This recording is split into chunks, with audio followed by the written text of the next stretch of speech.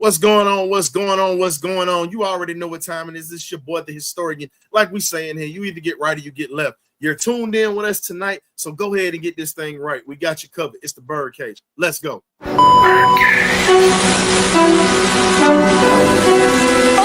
y'all, this is it.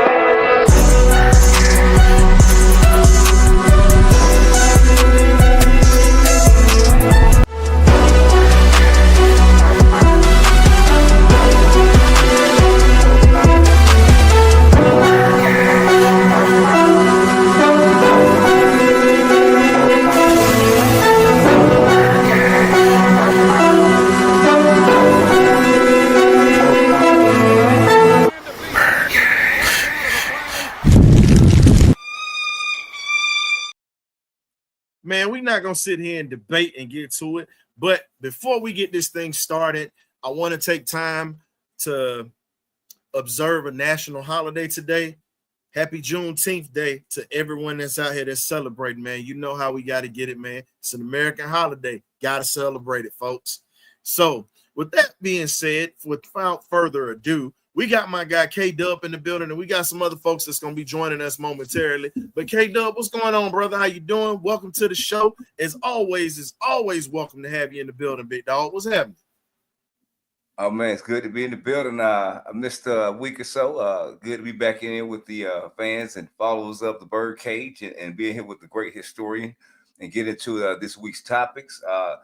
Happy Juneteenth. Just came from a Juneteenth celebration. So everybody celebrating out there is great. I just want to say thank you for the good time that was shown today where I was at. But other than that, let's get into it, man.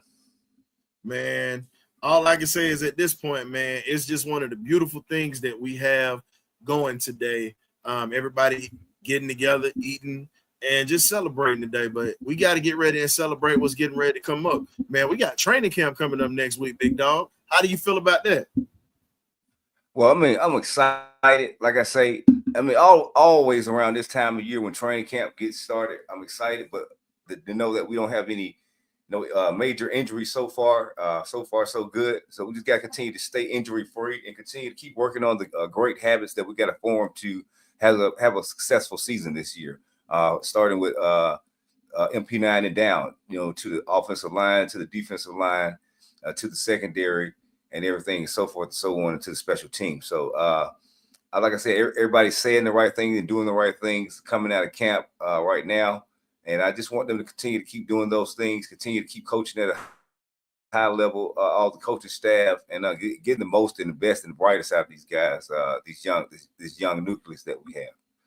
But other than that, I'm excited though. Man, I know you stand on that MP9 train because that's the first person you mentioned, as usual. But it's all good though. But for me, I gotta say, I'm not worried about the offensive side of the ball. I'm just gonna be honest with you when it comes to depth. It's really the defensive side of the ball because I told you during the offseason, I felt like we got some players and got some decent depth, but I don't have the depth that I would like for that side of the ball. You understand what I'm saying?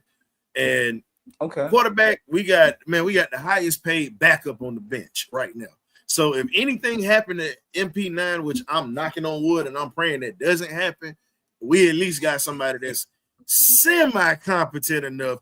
Even the fool can run what we're running right now that's been in this system for a minute. And he should because he's played in this offense his whole career. But I'm not looking for that. But my thing is I'm looking at who's going to be starting on this defense in the secondary, because to me, we already know the linebackers are going to be straight because we got Jeff Ulbrich. That's going to be a topic that we touch on a little later. But I'm looking at this secondary because we're playing musical chairs right now, and they're still not sold on a lot of these guys that's here. You know, Hughes has been here. Hughes got the contract, but let's be honest. All the talk has been about Cobee Bryant, and that's going to be one of the topics we get to. But I would like to have a little bit more depth. I think we're going to make noise this year, but I think next year is going to be the year we consistently add to the depth where I believe we can compete for a championship by next year. This year, I believe we're going to be in the playoffs and we're going to make noise. But championship year, I believe it's going to be year 3, which is going to be technically year number 2 for Penix, because he sat for majority of last year. He's in. Now he's going to be the man for a whole year, and he'll actually get live bullets for a whole season and actually have to deal with the ebbs and flows of a season with the offensive line getting used to him. And then on the defense, we're still going to be working out the kinks. By year 3, the defense should be in place, and that offense needs to be clicking on all cylinders at that point. That's what I'm looking at. So it's the depth at this point for me. I think we have a lot of good talent on this team, but I think we need a little bit more depth before we start making the championship run. You know what I'm saying? Yeah, man, I feel you on that aspect. I mean, you always got to crawl before you walk. I mean, I have the same sentiment, and we've not even scratched the playoffs. So one thing is first is getting into the playoffs and getting ourselves back into respectability around the league. We're not just the butt of everybody's joke, and people are laughing at us at the water cooler. So I just feel like we're going to make the step in the right direction, get back into the playoffs, like you're saying. Then once you get into the playoffs, you never know what can happen. Like I said, you get on a nice run, get hot, and you never know what could happen. But I do feel like the same way you feel, like far as maybe year 3 of Penix starting or getting his feet wet and getting his taste of the NFL on a full scale level, and not just picking up and getting 3 games at the end of the season. I think he'll be ready to go, like I said, with the depth. But the key thing is with the depth is can your starters stay healthy? You know what I'm saying? So if you can stay healthy, you really truly don't need the depth until you get later into the playoffs, and then you got guys coming in to give you a breather. But if you can stay healthy, that takes you a long way. So that's the main thing. I'm gonna continue to harp on that every show all season long. Is can we stay healthy as a team from top to bottom and continue to compete at a high level? But yeah, I do agree with you on that. That I'll say by next year or maybe the year after that, I see a championship run in our future. Facts. Now, the first thing we're going to talk about, got to get this in and out or whatnot. We got some folks that's going to join us later, but right now we're going to talk about it. We got the UFL leading rusher from last year, Mr. Jashaun Corbin, that's going to get an opportunity to play with the Falcons. He's definitely already played in the NFL, played for the New York Giants, played for the Carolina Panthers, and just got done playing for the San Antonio Brahms. And he came out of he pretty much started at Texas A&M and then ended up going to Florida State for his last 2 years. 5'11", 200 pounds. And when you look at his UFL career, you're talking about a guy, his speed isn't really that fast. He runs a 4.6 40. Not fast at all, not a big guy, and not even the strongest guy in the room. We're having him as the third. Probably he's going to be battling for the third string position. Had 514 yards, averaged 5.3 yards a carry. His longest run was for 57 yards, and he only had 4 touchdowns as a leading rusher in the UFL. 18 receptions for 138 yards, averaged 7.5 yards per reception. Honestly, this dude is going to be a camp body and a special teams guy. I'm not trying to disrespect the guy, and I'm just going to call a spade. But let's be honest, man. You're getting ready to – you literally just cut Jace McClellan, who never had a chance to really even have an opportunity to play. But you're going to use this guy because he does fit the scheme of what we do. He does fit that scheme.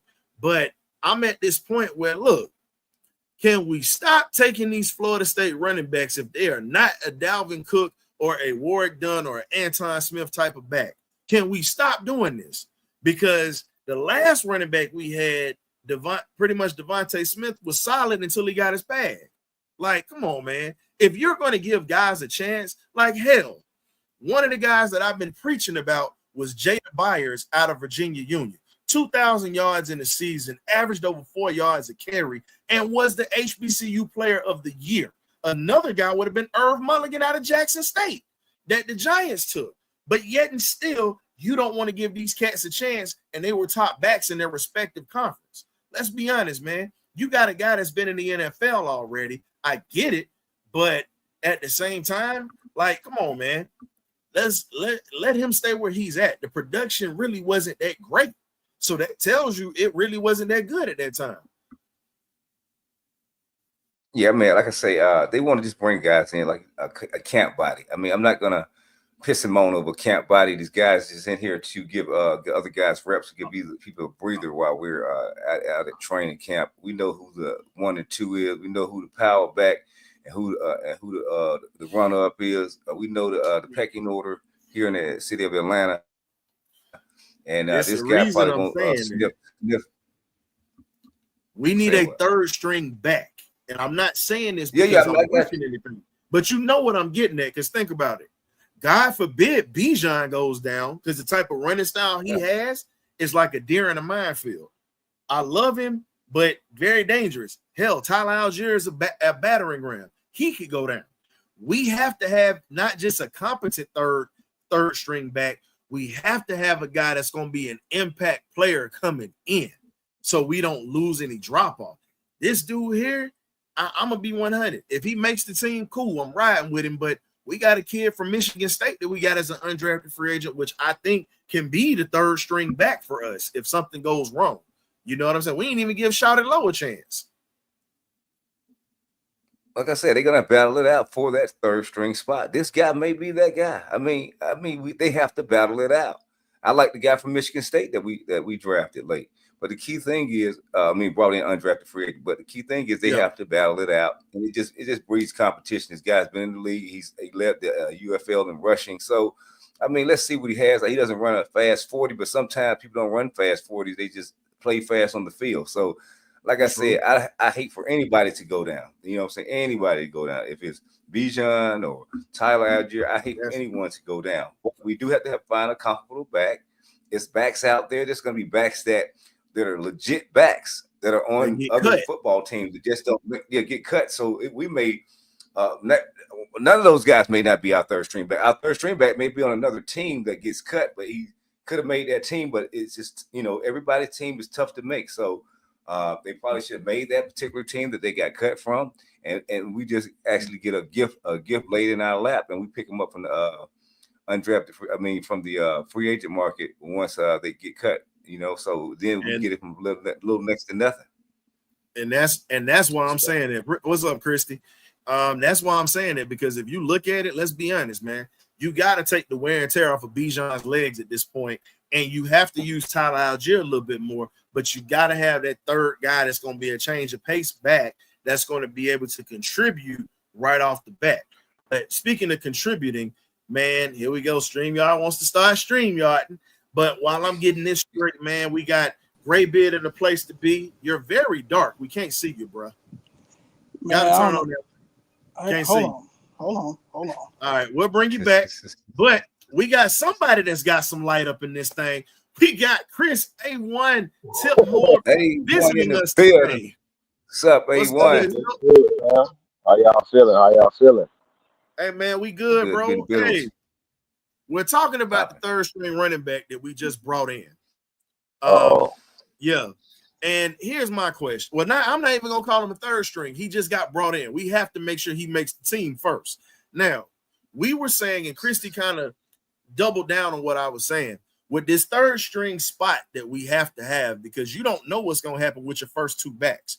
What type of back do you think that we really need to bring into the system? Because in my opinion, maybe he can prove me wrong, bringing in the leading rusher for the UFL that literally only had 541 yards, I think that might not be the best move, because he didn't make it in New York, didn't make it in Carolina, was up and down, solid player, you know what I'm saying, but not a guy that I feel like can impact our offense. What do you think he would bring to the table if they decide to bring him here over the Michigan State kid? Oh man, Man, that's tough, guys. Because I mean, yeah, he led, like you say, he led UFL, and that's cool. They lead in the UFL and everything, but it kind of feel like they're kind of just like fishing in a way. Just kind of like fishing, just to try to get like a camp body right now who possibly could turn into more than that with this kid. Honestly, I mean, I'm not trying to put a lot of. I don't put a lot of real estate into it. I don't put a lot of anything into it. I just feel like it's just a move to be made. For all we know, he still may not even make the 53. So, and like you said, Ryan, this guy has bounced around a little bit. So it's like, can he come in and make the Falcons roster? I honestly don't know. And I'm not. If I had to bet money on it right now, I would say no. I wouldn't say he would make the 53. Now I know we got to have bodies and stuff like that, but there's a lot of kids that, if in certain positions, if they're just excelling, I'm not going to necessarily say, let's say, for example, I'm not going to necessarily cut Quincy Skinner, who's having a great camp, just because I signed a third, running back, for example. It's like I'm gonna make sure that the talent, regardless, always outweighs the position. And you know what I'm saying? And my thing is, I know you got to have backs for Bijan and Tyler and everything like that, but you can possibly still go out somewhere and still get another back or whatever if need be. I just don't think that he makes the 53. Again, if he can prove, I guess, us wrong, me and Ryan, maybe, then so be it, but I don't think he makes it. What's up, Great Big? You got some light now. Now you can put a little light on the situation. Oh man, StreamYard been getting on my nerve all day. But yeah, I'm with that. Keep him on the practice squad. Yeah, I mean, with this move, man, I was kind of like confused. I mean, I thought we had a plenty of running back to begin with, and then we drafted McClellan, which pretty much was like why we did it. I mean, we could have drafted something else that probably could have benefited the team, even though he was covered round pick. I get it, but still, right? To me, getting a running back and cut him within a year, it just make no sense to me. But with this kid, I mean, because I watched the UFL, I mean, the kid, I mean, he's pretty solid, but like to you A1 and you historian, you got to make the team first. So I don't know what we're going to get out of this kid, because UFL is one level. NFL is still the premium level, even though he was in the NFL. So, I mean, let's see what happens. I mean, like I said, you can never have too much depth. I mean, but he still had to compete for that third spot. That third spot is pretty much going to be one of the key battles, too, as well, going into the camp. Tyler Algier and Bijan, they 1 and 2. They ain't got nothing to worry about. Three and possibly 4 is gonna be like who wanted more, in my opinion. I gotta put this out here for Terry Fino. Hey Terry, you decide to go get talent everywhere else. I need you to go ahead and go get Jada Byers, sir. That's 2,000-yard rusher, like I just told you. Man was the best player in the HBCU ranks. Steve Weiss even commented on that guy being impactful. Please, if you want to start bringing in guys that you're not spending money on right off the bat, start giving these black college kids a chance, man. Let's be real on this. There's a lot of them diamonds out here, and he's one of them. And if you ever go back, and we showed the footage of here, he's got breakaway speed, but his vision and his patience is something that you can't teach. And being able to shift in between these tackles, he's very explosive for a guy that's around 5'11", 200 pounds. And he's a Jersey kid, Jersey tough, TUFF, not TOUGH, TUFF. So shout out to one of Jersey's own, Virginia Union, stand up. So I mean, and the reason I'm putting that out there is I look at it like this, man. When you look at the type of production or whatnot that comes out, as you said before, Emmitt Smith was never the fastest guy on the field. But if you notice, how many times did you see him get caught from behind? A lot. But be honest though. How many times did he break away from people because of balance and strength? Yeah, he had great vision. His vision was top notch. Right. Think about it. And Jada Byers plays exactly like Emmitt Smith. The difference is he's got a little bit more of a gear and game speed. But I get where a lot of folks are coming from. The 40 time is one thing, but let's be real.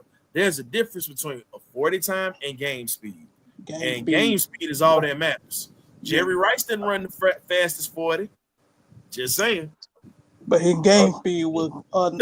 Yeah. The league has gotten a lot faster since There was one of the best conditioned athletes that you'd ever meet. So that's just I don't know, man. It's just something about them boys that come from around their way and them Jersey cats that come through, man. I got a respect for that. But let's get to it, man. Speaking of support, we got Kirk Cousins finally supporting Michael Penix Jr. Comes out and finally says it, shows up to camp. And we all know this isn't really a goodwill. How can I put it? We all know this is not a goodwill ambassador move. But I'm going to let y'all, you know what I'm going to do? I'm going to be nice today. See, we're going to let the Penix conductor in here, the man who is Michael Penix's biggest fan outside of his mama, his mammy. You know what I'm saying? I'm going to let K-Dub do this one here. So, K, so how do you feel about this one? I mean, I looked at the interview, but you gotta applaud him. I mean, he's doing the right thing by his PR team, saying, look, you got to get behind this guy because for the first few months, it looked like he had a sour taste in his mouth and he wasn't saying the right things. And that wasn't, and he basically figured out, him and his agent and his PR team figured out that that's not going to get him out the door, get him out of here, and it's not looking favorable by other organizations around the league. So he's saying the right things. I mean, it's a good thing. Penix is saying the right things, that he's helping them. So it's a win-win for the organization. We want a happy quarterback room, so we don't have any adversity or animosity going on throughout the season.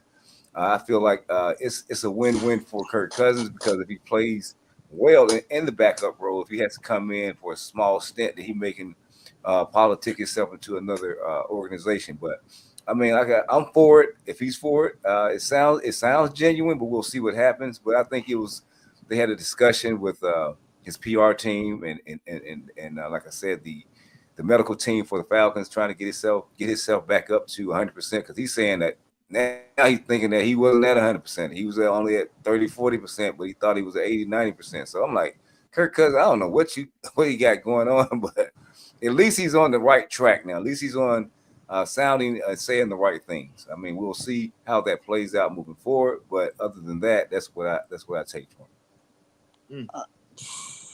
I mean, what I got for that, I don't know. What I got for that interview was like definitely PR telling him to say some things. Yeah. When he said that, I believe I was 30-40%, but I felt like I'm 89. I'm like, come on, bro. You know your body better than anybody.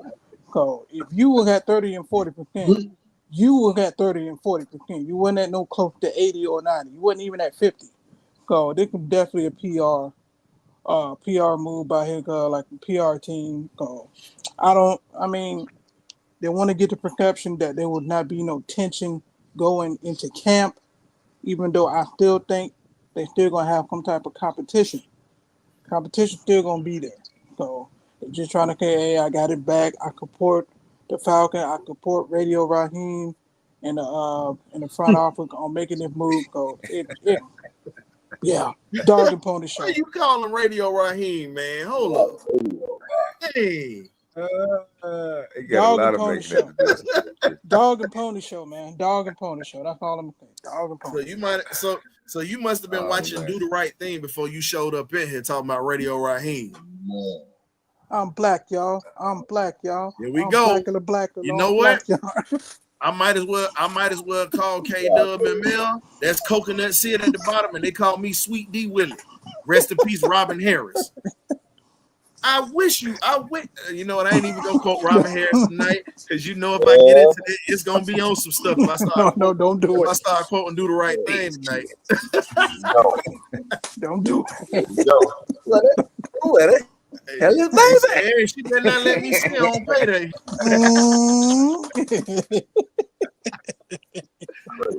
Hey, man, so A1, so question for you, man. So with this move that we're talking about, now we all spoke on how he's supporting. Now, do you believe it might have been a higher power from the front office that possibly said no, he's gonna still play, he's gonna be our guy, we ain't throwing Penix out there yet? Or do you believe it was Kirk doing that and still not supporting the young pup? What are you talking about? Just recently now? Or are you talking about Yeah, last week? and now you're seeing that he's supporting him now. Do you believe it might have been last year the higher power that wanted to keep him out there, and it might have been above Raheem's pay grade? To be honest, I think it was a collective. I still think it was a collective thing.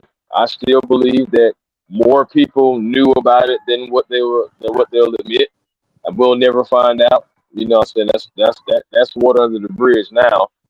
But honestly, I'm not surprised at all by anything that's going on.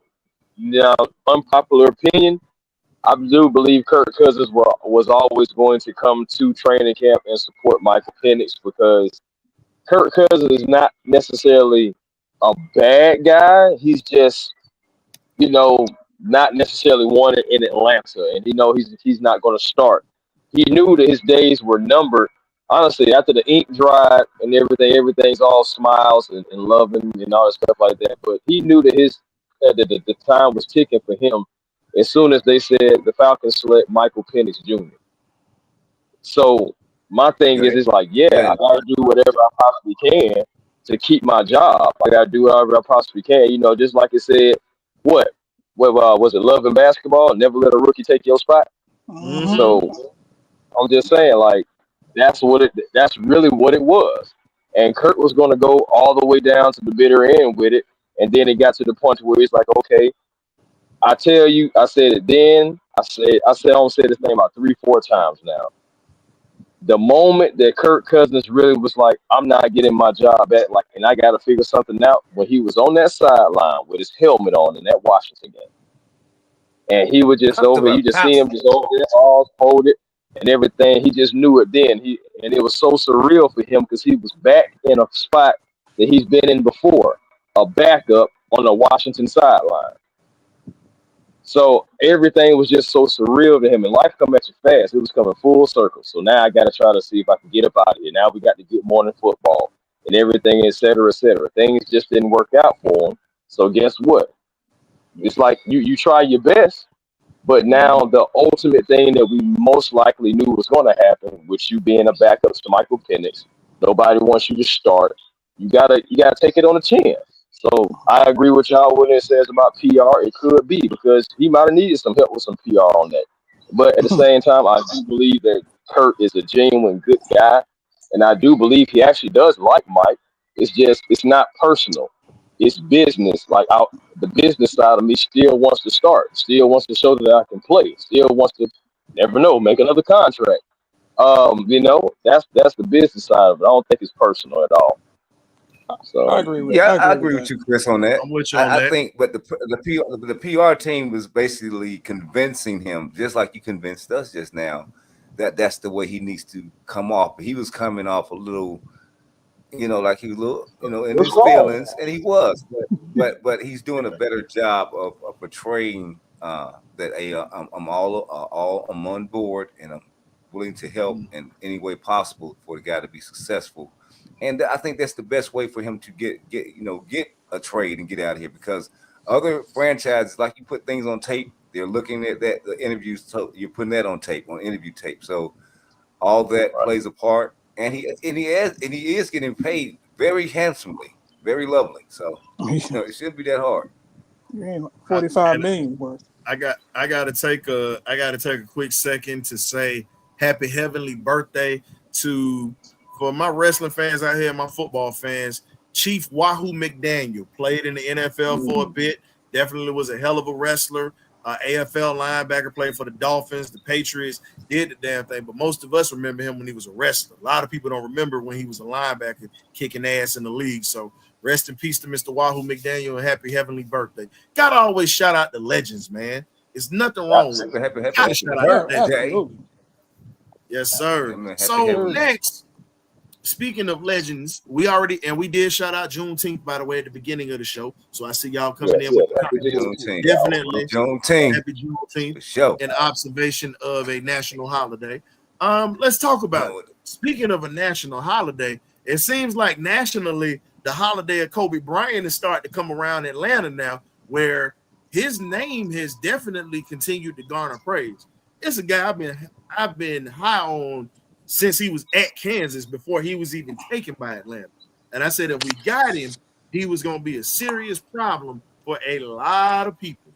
And now, as I said earlier, that number 2 spot is not locked up by Hughes, by the way. He's got the contract, but it ain't guaranteed that he don't lose to this dude. Say what you want, but if you got Jerry Gray already talking about you and Ulbrich talking about you, and now you got Raheem talking about you, that job is up for grabs. Oh yeah, that job is up for grabs. But we knew this though, brother. We knew this, guys. I'm not gonna lie. I ain't mean to interject like that, but it's just Cobee Bryant. Like for me, like when I'm doing scouting and stuff like that, I like to pay my homage to a guy that I like. Is normally I'll make some kind of video off of him, like something, you know what I'm saying, so people can know who he is and everything like that. And this kid was definitely one of the guys that I made a video for. Now, he didn't have the fastest 40 time. I didn't care about that 4.5. I seen football speed when I looked at that tape. I seen tenacity. I seen somebody who's a ball hawk, good ball skills, can locate the ball, can turn his head. He does everything right. Fluid hips, like he had everything that I want in a corner. And he has attitude more than anything. And as a corner, and Ryan, you can attest to this. You can definitely vouch for this. You got to have some kind of attitude to be in that defensive backfield. Oh yeah, you got to. You can't be no Tony boy. Oh yeah. Here's the You thing got the about right makeup, man. You have to have a few things. A short-term memory, because guess what? You're going to get embarrassed at that corner spot. That's number one. That's the one thing. You got to look. You're going to have everybody talking about you, calling you everything but the child of God. And it don't matter what level you're on, you're going to get blamed for a lot of that stuff. You have to be able to tune that out. You got to get back, because here's the thing. You got a chance to get right back at him on the next play. You got a chance. Right. That's where that short-term memory comes in at. Can you stay consistent? Can you get up in this dude's chest after he made you look bad a play ago? Do you have a mean streak? This is something else that people don't understand about corners. You got to have a mean streak to be a corner or a safety, a defensive back, period, because you're getting tried. It's pretty much like somebody going – how can I put it? When you're in a fist fight with somebody or you getting ready to fight somebody, it's either going to be something that's going to be said to trigger you or some action that's going to be there that's going to trigger you. Let's be real. Being a cornerback or a safety and you get beat on a pass, that's like somebody slapping you and your mama and you not doing nothing about it. That's the best way to describe it. Murder with the case that they gave you. It's a very disrespectful. It's very disrespectful. And you have to come back and show a little attitude. Cobee has been one of them guys. Been like that since he came out of high school in Alabama. I'm glad that the University of Alabama didn't get it. To hell with y'all Crimson Tide folks, by the way. I stand on that. I've been able to build Crimson Tide folks. I've been able to build Crimson Tide folks on already started. So I'm starting this already because they already talking all this smack about coming in Georgia and doing something. So I'm gonna say this here. Look, I'm all about a guy having a job, but apparently one of your running backs got cut by Atlanta. I'm being petty right now. So I'm letting you know. You got a Bama player that's not on our roster no more. Just saying. Wasn't that good to me. But again, we just not having I'm gonna say that for the time with Bama players. But let's get back to it though. Now Julio and Calvin Ridley are two of the best that we had from Alabama to come to Atlanta. That ain't no lie. Right. But let's be real on this though. Cobee is a guy that everybody overlooked. Yeah. This man was first team All-American his whole time at Kansas. You don't get that just for stepping on the field. You talking about Kansas, a basketball school at that. Lawrenceville. Yes, think about it. Yeah. But all I'm saying is this. No, William D's not gonna get cut. He's a special teams ace. They're not gonna cut him because he brings value. No. As a starter, he's not playing, but he ain't getting cut. See, this is why we call him Axe Handle Williams. He always trying to cut somebody. He ain't going nowhere. Double Axe Handle. Damn. Hey, man, we already know a finishing move. Listen, This man done Double evolved that from, handle for the look, win. we done evolved Everybody this man getting from cut. from Mr. Everybody must go. FMLA, from calling in on the hospital bed, the damn pink slip Willie. That's what we call him. That's pink slip Willie right there. Pink slip, boy. Pink Pink slip. slip Willie. Anytime, any place, that pink slip will He be in fired place. So, Nah. so he, Gotta but play I'm just right, saying, get that pink slip. but I'm just saying though, when we really look at this defensive backfield, you got a young guy that's already challenging Hughes for that second spot. Right. Oh yeah. Do you? Let's be real. Even if he doesn't come out of the gate starting, do you guys believe that he's actually gonna have a chance to win that starting job at some point this year? I believe. Yes, I do. I got I it. Oh, go ahead, go believe ahead. toward the middle I of the got it. season. Toward the middle of the season, I can't see him in the starting lineup. Because like I said, man, the dude is talented. The dude is just too talented, and he got overlooked over 40 times. And maybe he's shy because he's undersized as a DB. You probably want him to get a little bit more weight, but you can't coach talent. I mean, you can't coach intangible that he got. The ball hawking, the instinct, that dog, man. Dog, we got blessed, and we better not give up on blessing. So for the coaching staff, he may not know it, but yeah, he on the team in my opinion. That's all I'm saying. Hey man, shout out to our boy Will though. We just clown or whatever because we got love for him because he's definitely one of those passionate Falcon fans like Oh yeah. we are. Just want to see the Definitely team win respect. like the rest of them. Oh yeah, But Will, I mean- Will damn sure be ready to fire everybody. got them You have one. Listen, if you have one bad game or you at least have two, out of hey there, man, just stay away from Will because Will gonna Out of hand there. you a pink slip. That's my Out of- dog. out of there. He out of there. Hey, Will was trying to hand pink slips out in the hospital bed when he called us. Out of there. Get him out the paint. That's our boy though. He getting them out the paint though. Shout out to William Amon, man. One of the top Falcon fans in the base or whatnot. We definitely love this cat. But speaking of love, let's talk about it, man. PFF projects the Falcon offense at 16 for 2025. It sucks to hear it. We already know what we have on this team, but how can you sit there and argue? How can you sit there and argue against it when we literally gave up the draws?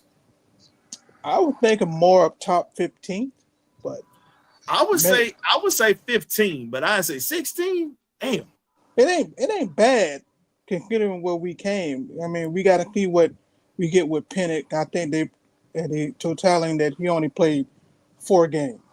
So we got to see they're going to get maybe 6-7 games and see how he looks. And then maybe our draft can go, our PR can go up or down, whatever the case. Because we got the weapon. Bijan, Tank. Gak. I think we get more comfortable being like, okay, now I can open up the playbook a little bit more now that I have my guy that I want under center. So I mean, it's just a bunch of intangibles. But that's just I'm not gonna put no. I think that's a solid. I believe that's a solid projection. Like just like what Graybeard was saying, I think we can improve upon that projection. Start at 16 and move it. I see us being like a top 12 offense. I mean, when it's all said and done, that's just my opinion. But we have to play ourselves until that we don't get the respect. You're not coming in here with no respect. We don't care if you got MP9 Drake London. Y'all got to do something. So we got to show improve, and we got to make the league put the league on notice, man. That's what you got to do.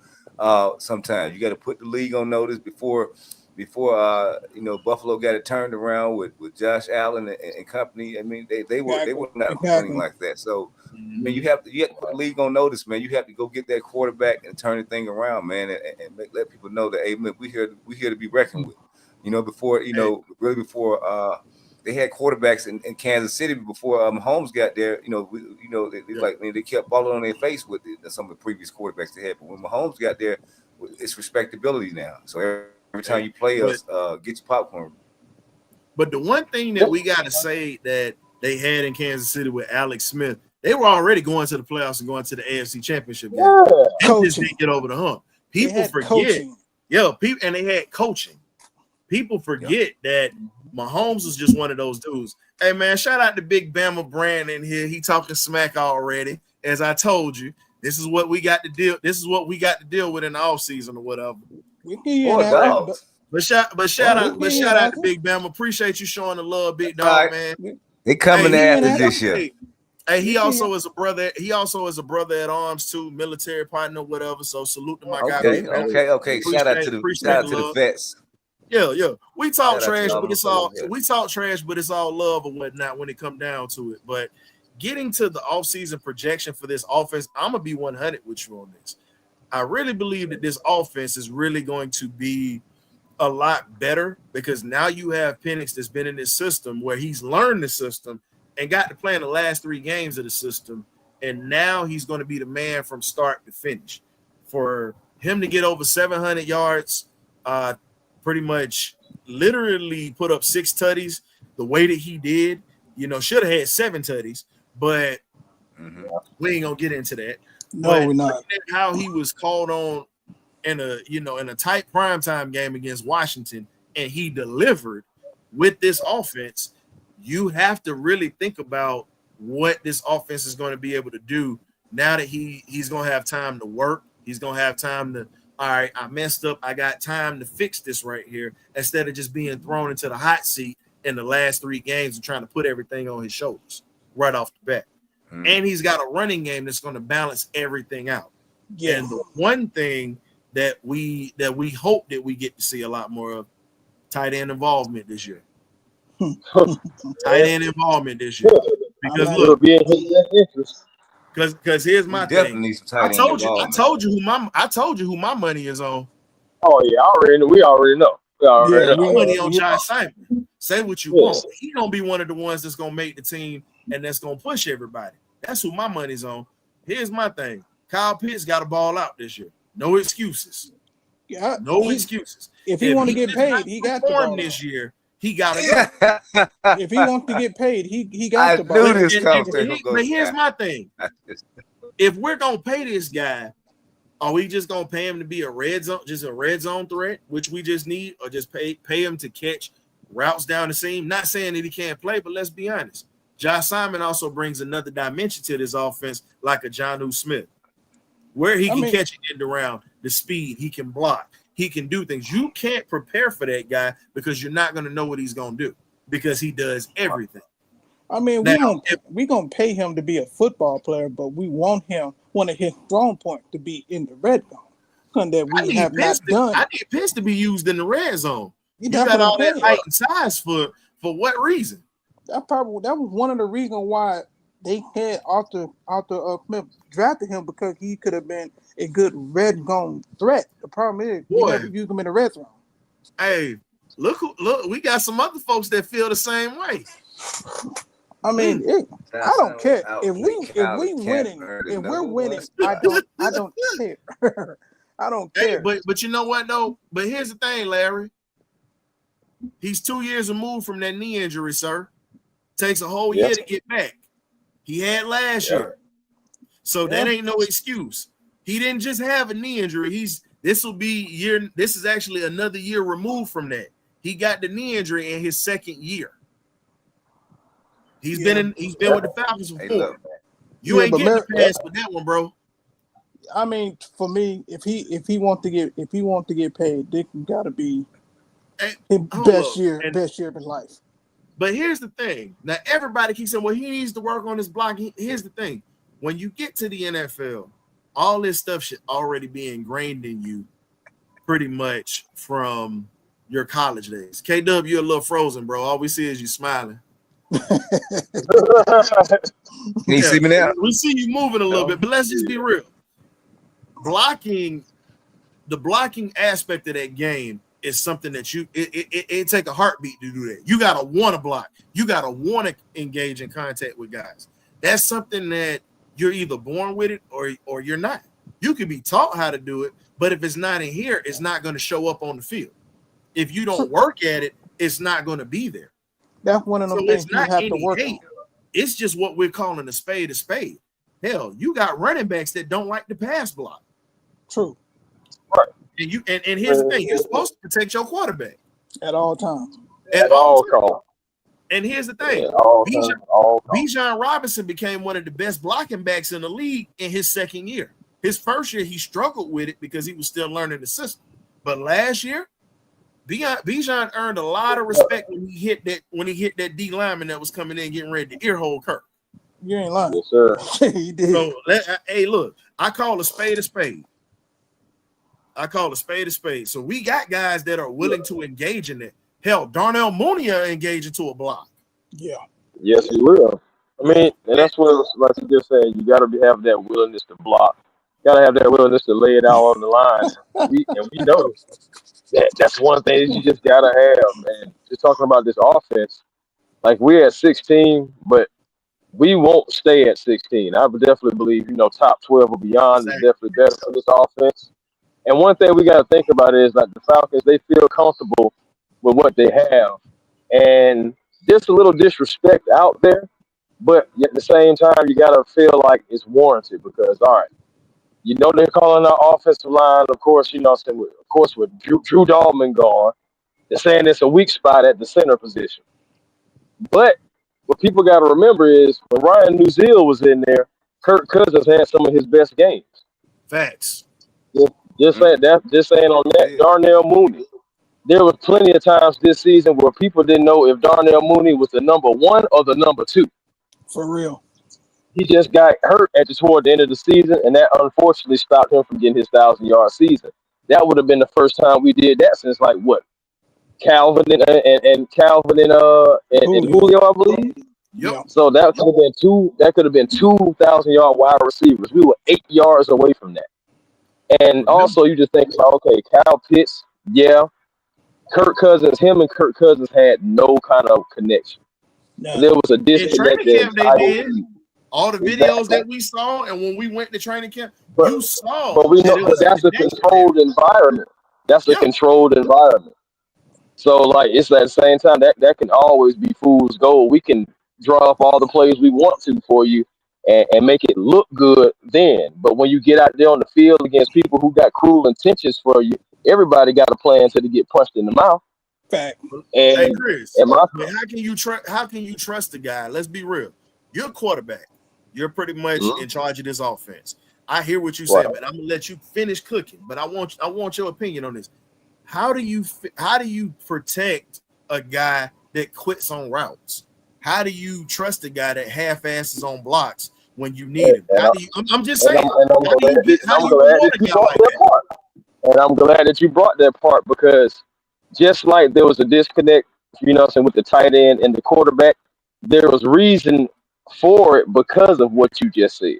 There's plenty of fault on both ends, and everybody just needs to be accountable. But the person that needs to be accountable the most is Kyle, because I've even said it before. Just because you're not getting the ball doesn't mean you don't continue out with the play. You continue to run the route. You continue to do everything that you're supposed to do so the play can develop the way it's supposed to. When people see your effort playing every play, eventually the ball is going to come your way. Sometimes the ball isn't always going to come your way. Sometimes you have to be that decoy. We've seen Julio be the decoy. We've seen Ryder be a decoy. All those we've heard those guys talk about being the decoy. You know all the coverage coming this way, so it's going to come your way. You're going to get your gains. Remember National Tight End Day? It was all about Kyle Pitts that day. Yep. I understand it was tight end day, but it was all about Kyle Pitts regardless. And he almost messed that up. But so it's just so my thing is, it's I'm not being too hard on Kyle Pitts. I'm just labeling out the facts. I do have facts of you quitting on routes. I do have facts of you going half speed. I do have facts of you making bumbling plays, accidental plays, stuff like that. But we also do have facts that sometimes they just weren't even looking at this man.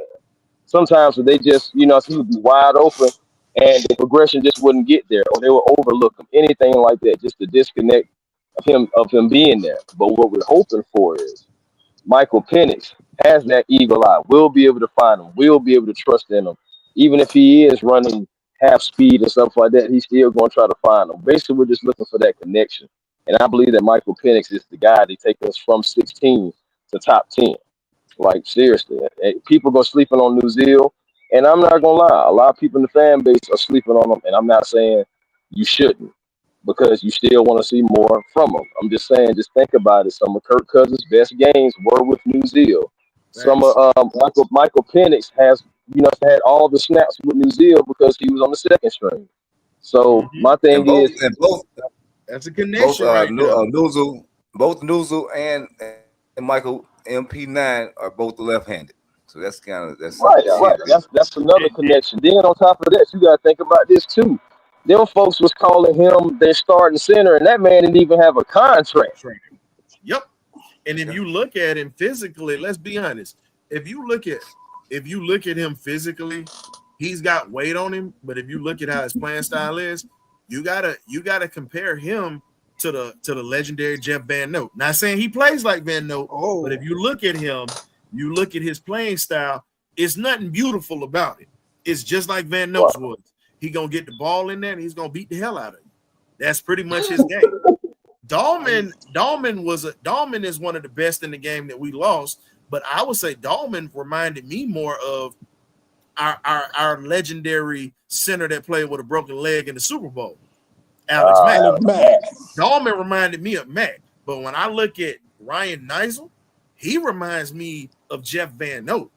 The only difference is he's actually got his front teeth. Remember, Jeff Van Note didn't have his. He got him. He got him. But remember, Van Note got him knocked out or whatnot and got a plate put in later. But you got to remember, hey man, Neisel is an old school back type of center, and I like those type of guys because guess what? He's got a mean streak. Think about this. Then you also are not talking about Storm Norton on this offensive line as well. Norton has earned his way with this team. Exactly. Even going back to the days with Marcus Mariota, Desmond Ridder, Heineke, and Woodside, the Storm Norton literally gave those guys a clean pocket when your boy McGarry was getting whooped like a redheaded stepchild. Oh Lord. It's just now McGarry had a good year this year. Can't take that away from him. The stats don't lie, the numbers don't lie. But you honestly saw the different impact of that game when he was out and you saw Storm Norton in there. Think about it. How many times did you see pressure coming from that right side? Not as much. I mean, you really didn't. Exactly. I mean, I will give Caleb his credit though. You did not hear his name down that stretch when Michael Penix. No, he was good. He was good because he heard the noise of Storm Norton behind him, and now this is what makes it even better. You got Jack Nelson here. Got Jack Nelson here. So guess what? You have no choice but to be flawless now. You got a ball every game. Flawless. Every snap. Flawless. Every snap. Bergeron has found a home as a guard, but I'm gonna be real with you. I bet money that they're gonna kick him out to that tackle spot when Jake Matthews retires. How much you want to bet? And he goes back to his natural spot of tackle. And they're going to get a guard that's going to go in. I would. No, I think that's exactly what I think is going to eventually happen. I do. I don't want it to happen right now, because he's doing great at guard. But I feel like when it's time to change over, it's going to be like, all right, well, so let's go ahead and start trying to work at that left tackle. And I think Bergeron would be great going back to left tackle, So it's going to eventually happen. I just feel like Bergeron he's like you said, he's a natural tackle when coming out of college, but I feel like this year he'll make a Pro Bowl or something at guard, and he's gonna stay at guard. He's gonna be a guard. Sometimes you just get your position changes when you get to the NFL. And the thing is, Bergeron played every position on the offensive line when he was at Syracuse. So that's something else you have to take into account. Jack Nelson, he's played every position on the offensive line coming out of Wisconsin. So if you're noticing what Atlanta is starting to do, exactly versatile. I've already said this. Anything that come out of Wisconsin, Notre Dame, Nebraska, and Oklahoma, I will never question. No. Look, I know I'm an SEC guy. We all talk about this, but here's my thing. Them 4 schools, they might not be good, but guess what? Them O lines that they put out, them D lines, you're going to get something. Oh, yeah. You're going to get something. And you're talking about longevity as well and a proven track record pretty much of talent that consistently comes out. So, last topic for the night before we get to it. Let's be on it. Jeff Ulbrich, his playing days has influenced his coaching style. I'm gonna let Great Beard start this one. I like it. I mean, you're gonna coach, you're gonna play as your coach, and then vice versa. So for me, he wants that. If we go back and go look at the film of Jeff Ulbrich playing days, what type of player he was, that's what type of scheme he wants to run in Atlanta. And I think now he's looking at now with the talent that have been brought in, especially with the two edge rushers that we just got, who he just pretty much been doing backflips ever since the draft. I think now you're gonna see what type of player he was for all the people that didn't see Jeff Ulbrich play. You're gonna see now how he is as a defensive coordinator, and I think he's gonna mirror it. I'm looking forward to it. I love it. That mean streak that he had, that attitude, how he just loved to hit people and all that. I mean, you're gonna see it all with how he calls the defense. It's just up to the players now to execute his style of play. Well, just piggyback off what Graybeard is saying. It's, like I say, I just want to see the veracity. I mean, what he coaches with. Like I say, like you're a reflection of your head coach or your offensive or defensive coordinator, and you take on his mode. And everything I've been hearing coming out of camp, man, these guys are raving about how he coaches it, how he teaches it. He has a passion for teaching, yelling and screaming, and he got the energy and that vigor that you need to play to coach at that position. And so I'm trying to figure out the last time we had a line was Dan Quinn. What position did he play in? He was a linebacker. Did he even play? Yeah, Dan Quinn played University. So basically that same mode, the defense basically stepped up, and we went to a Super Bowl when we had that type of coach. So, I mean, I'm excited, super excited. Stay healthy. I'm keep on pushing that. Stay healthy, and I'm ready to see a linebacker get in there because they're going to coach it a different way. They're going to coach it. They're more cerebral. They're very intelligent at the linebacker position because they have to know what everybody else is doing. So it's going to be different having them call it, and I'm just excited to see it, and I'm ready for it. Other than that, that's all I have on that particular question or topic. Hey, Warren, what you got? Yeah, man, and you gotta think about it. Jeff is extra motivated because of the outside noise that happened, around the draft. Think about it. He was on that Super Bowl team when we went when the 28-3 happened. Same with Raheem and everything. So you gotta think about it. These guys do want to get after it, but it's extra motivation because it's almost like, man, we were right there, and we would just miss it. We're missing something. So now we just got to get it back. Extra motivation. I do believe, of course, like you said, his playing days being able to influence it, and the players have testified to that.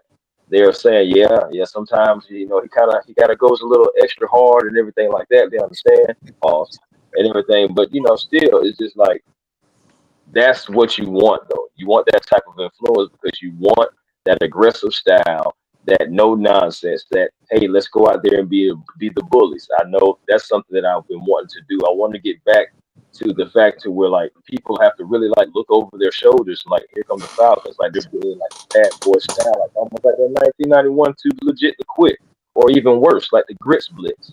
Like, I want to be feared, and I want coaches that want that same thing and want players to want to execute like that too. So I'm liking so far what I'm seeing. I want to see more of it. Definitely got to get to training camp to check it out.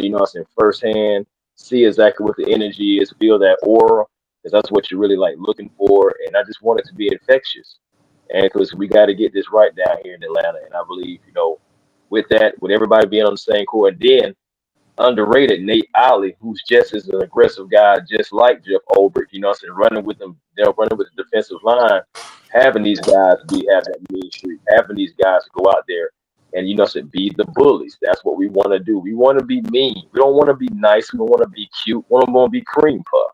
We want to be these bruisers. We want to be the mean guys. We got to have the mean streak.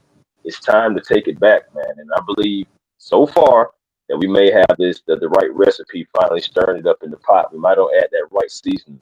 And so far, it's guys are attesting to it. And I really believe just like, and I will say this, just like I seen Tyler Algier this past weekend, asked him a few questions, just surrounding around the team. The energy is different from last year. The energy is different. Like, it's more belief and everything. These guys are ready for Falcon football, and I'm hoping that it will translate to the field. So I'm loving what I'm hearing so far. We just got to keep it going and let it translate to the field, especially come September. So what I'm gonna say is, when we talk about these linebackers, here's my thing: you can't beat experience. But number one, you got a guy that played in this game. You got a guy who not only played this game, he played in the league from 2000 to 2009, pretty much 10 years. You know what I'm saying? And you look at the fact that he was a third-round pick that worked his way in there and worked his way through the ranks, starting as a assistant special teams coordinator. So he also understands that part of the game. He's also been a defensive line. He's also been helping out with D-line and linebackers as well. So when you look at this guy, I want you to look at the type of coaches he played for. Think about this, man. He played for Steve Mariucci at the end of his career, Dennis Erickson for 2 years, Mike Nolan for 3 years, and then he played for Singletary. He played for Singletary close to the end of his career. So if you think about that, the best coach that he really played for defensively, and he said he learned the most from, was Mike Singletary, a guy that played his position, a guy that taught him a lot within that short period of time. So when you look at what he's bringing to the table, it's not just aggressiveness. It's not just a whole bunch of rah-rah.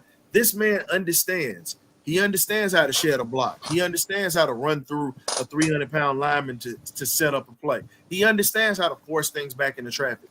Little intricacies. He tells you little tips where these linebackers are going to be playing at a higher level. You look at, I'll give you this here. One of his linebackers that just retired, that he coached, C.J. Mosley, that just retired. He's responsible for some of his success. If you want to be honest, going back to his days with the Jets, he helped coach the defense. So when you look at some of the guys that we had, you look at that 2016 linebacker core that we had.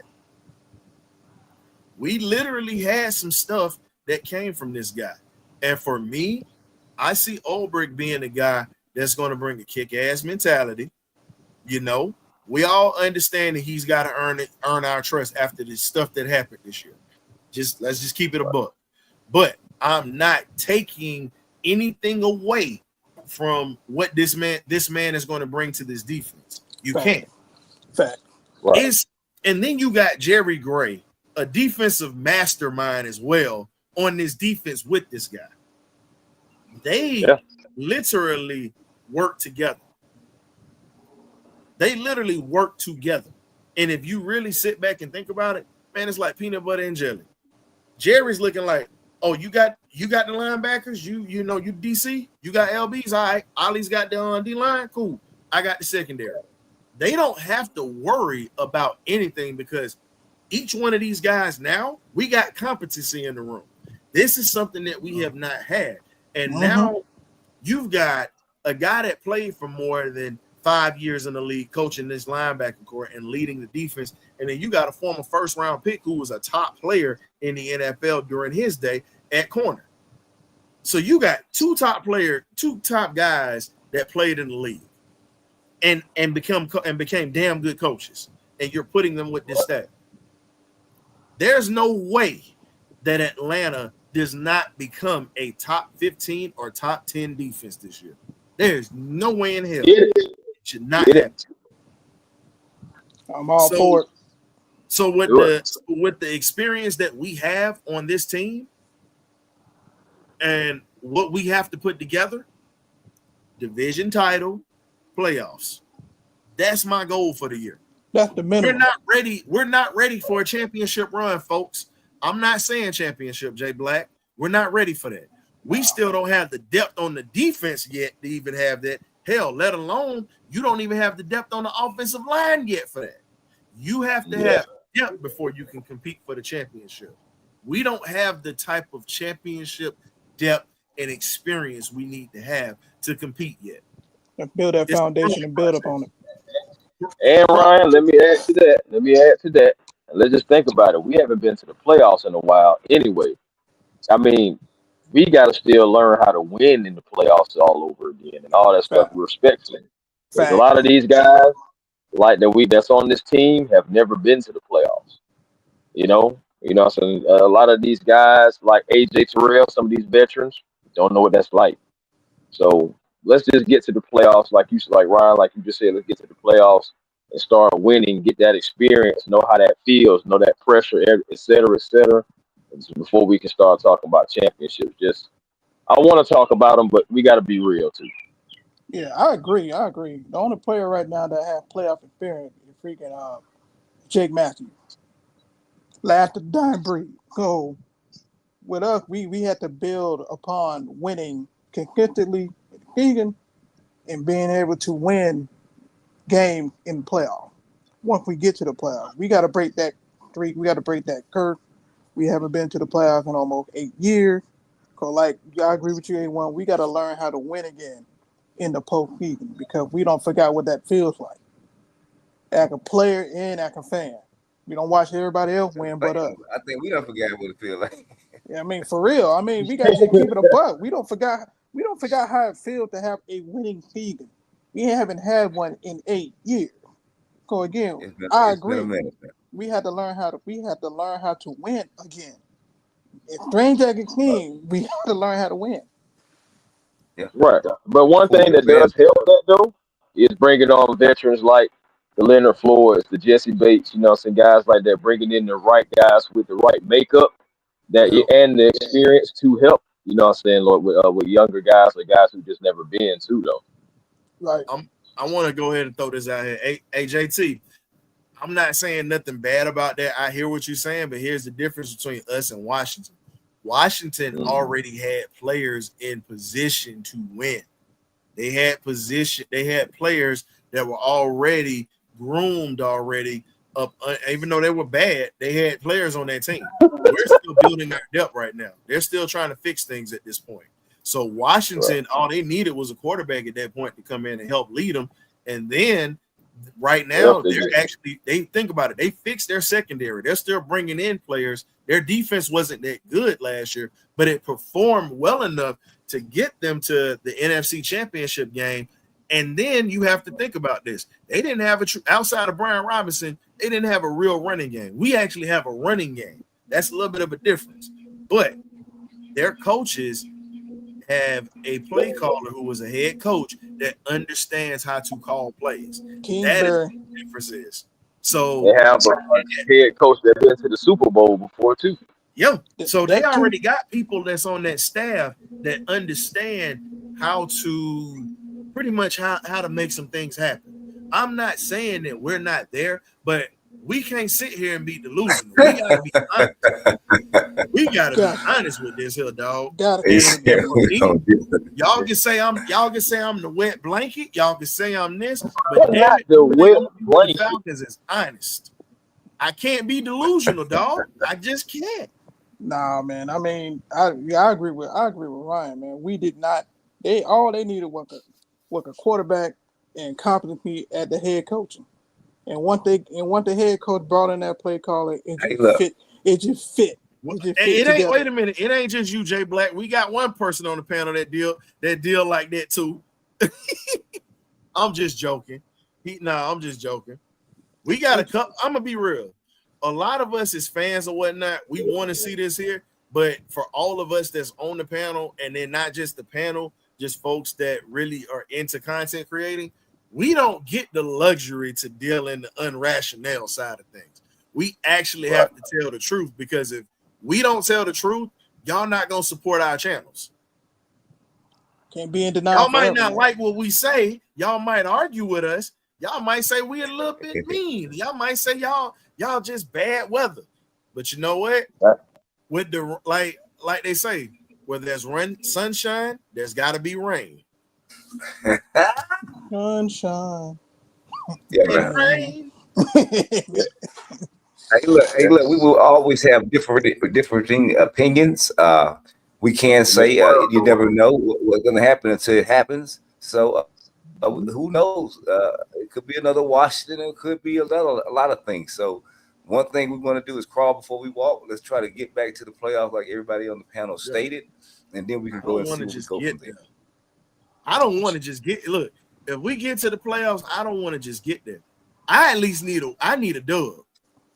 Yeah, I need a dub. Even if we ain't competing for a championship, I need a dub. They go win 1 or 2 games, so we just got to see Gotta get where that momentum that lies and see what matchup, because sometimes you can just get the bad matchup, you know, the first game and you sent home packing because you appreciate the wrong matchup. But you know what? You're right. It's all about matchups, because who's to say we don't match up with a team that can't handle our running game or whatnot? Who's to say we don't match up with a team who can't cover these big receivers that we have? You know what I'm saying? So it's all about and who we play. But let's be real. Yeah, all roads, I'm going to tell you the truth. All roads lead to Broad Street in Philadelphia, Pennsylvania. All roads lead to Philly. So regardless of how you feel about it, guess what? Everybody got to see that big bad team in Philadelphia that's filled with what? Georgia Bulldogs. You know, I had to throw that out there, you know. You know, we got Alabama fans in here that tried to come here and say Poe Dogs, but them Poe Dogs ended up winning the trophy because remember that Alabama quarterback didn't get a trophy the first time he went to the Super Bowl till he got them dogs. And he even talked about how getting the dog changed everything, the culture around the Philadelphia Eagles. Well, ain't that something? Wait a minute. Say that again. He said the Alabama quarterback said that the culture and the playoff run wouldn't be if it wasn't for getting those Georgia Bulldogs and getting that Georgia culture in Philadelphia. Yep. The man telling you, if it wasn't for the dogs, we wouldn't be champions. That's basically what the man said. Go ahead and you know what's funny? Go ahead. Guess what? They call it the Philly Dogs for a reason. You don't hear Philly Tides, you hear Philly Dogs in Philly. Go Dogs. Right. And the cheese Go Dogs. Go Dogs. Call them Go Dogs. And see, right now, I've been having to take a lot of that. I've been taking a lot of crap, but it's okay though. I like I said, I respect it, but guess what? All I can say is at this point, we got to see them between the hedges this year. So that same energy is gonna be there, but it's all good though. They have a right, but you know what? They have a right to be confident because they lead the overall series and they've been beating us like redheaded stepchildren. And over a decade. For some reason, everybody, let's be real, we done pissed down our legs many years playing against Alabama when we've had better teams. And it's just something about that damn mystique or that stinking elephant or whatnot that these boys get nervous for. Now, last year, I ain't going to sit there and hold you. That was just a bad play at the end of the game, but we ain't finna get into that. Yeah, it was. We ain't gonna get into that. But hey, man, but I'll say this though. But if we do draft another wide receiver, I'm okay with getting Isaiah Brooks or Ryan Williams up out of Alabama, bringing them here. Let's just make sure. Wait a minute. Let's make sure he ain't got no hamstring problems and no gambling problems. That's the only thing we need to make sure. That's it. But A1, go ahead and tell the folks where they can find you at, my brother. Hey, man, A1 Forever Sports, that is the platform on YouTube. Please come on over, like, comment, subscribe. You know what I'm saying? And check out a few videos that's over there. We got plenty of stuff and doing plenty of things this off-season Falcons related. Hey, man, also the Hawks Digest, you know, building that channel up as well. Got some great content over there as well, man. Please come on over and check me out at the Hawks Digest. Recent videos up as well over there. And of course, you know, Twitter, A1 Forever, Instagram, A1 Forever, the real A1 Forever on TikTok for those who are on there. And man, I appreciate Ryan and the Birdcage, K-Dub, Great Beer. Appreciate y'all having me come through. Fellowship with y'all Falcon brothers. You know? Yeah, so, man, yeah, man. Yeah. Hey, man. Definitely that time. Yes, sir. So I appreciate you guys. Thank you. Yeah, and I'm at that point. You're talking about Zach Harrison. That's the other cat that's from Ohio State. Oh, you mean Jeremiah Smith? My bad. I don't think we're going to get Jeremiah Smith. We got a better chance of getting the Alabama kid before we get him. He top five. Jeremiah top Smith five. just like that, and he just a freshman. Yeah, he be a top five. I'm gonna be 100 with you. Hey, Terry Fontenot, if you are still in charge of Atlanta at that time, if we got a chance to get him, you give up everything in the back to get that boy. If you get a chance to. I'm willing. Look, I'm willing to give up. I'm willing to give up more than we gave for Julio for him. Oh hell no. Oh yeah. We gave up a lot. Great. Say what you want. Say what you want, but he carried that Ohio State team. You can say whatever, and he liked that. No. You saying no? He was pretty much put it this way: the best high school receiver coming out, and Ohio State got him, and you see what he did as a true freshman. Yeah, I get that, but I'm not about better than Marvin Harrison Jr., who we all said was going to be different. I'm not giving up years of draft capital for one man. Well, here's the thing: you did it. They did it for Julio Jones. What's the problem? No Super Bowl. That's the problem. Okay, but here's the thing: his catch pretty much set us up for the damn Super Bowl. Yeah, what you mean? I don't blame Julio. I blame the fact exactly. We've been tough on and think about T.J. Watt. I mean, we've been up on a lot of players that could have been drafted today. All I'm saying is this. You see it worked when we got Julio, and Julio did not even put up the numbers that Jeremiah Smith did. I get that, but I'm not giving up. If it's unreasonable, cool, but I'm not about to give up years of draft capital. I can't. Here's my thing. Do you want to win now, or do you want to win, or do you want to continue to sit back and say you want to win later? I want to win consistently. Okay. And winning consistently is a part of risking and actually giving up some things for a player that has talent like that. This is what we meant when we said certain franchises will take gambles and they have no problem with doing that. We've only taken really only 2 gambles in this, really a gamble or 2 in this franchise's history, my guy. What about? And we still ain't win anything, even when we were playing it safe. Yeah. What about? No, we gave up a little bit. No, I can't. Outside of Julio, what other player have we given up for? And then we gonna end the show on this. Michael Vick, number 1. Really him? No, and it paid dividends. Yeah, but we lost on the back end of the ball. That's what I'm saying. How did we lose on the back end of the ball when this man performed? We couldn't draft nothing. But here's the problem: we had no defense. If you're gonna sit there and say that, because guess what? We ended up getting to a position where we could draft, but hell, we didn't have anybody after Michael Jenkins left outside of Roddy. I get that, but if we're gonna make a move like that, let's keep it in perspective. That's all I'm saying. Just like you keep in perspective and you wishing and hoping that Kyle Pitts is gonna be a great tight end. Gotcha. No. Now, I want to be a competent tight end.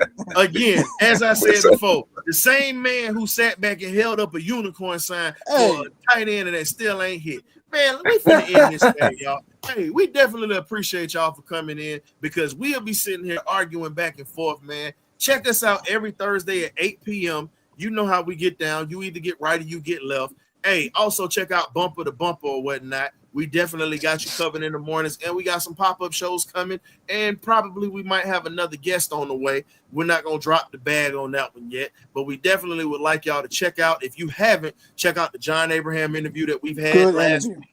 And then also check out, lastly, Mr. Eric Curry, Alabama legend. Since we were talking about Bama or whatnot, he came through and gave us a damn good interview. So we appreciate you guys for tapping in with us tonight. For myself, the historian, K-Dub, great bit. We'll catch y'all later, man.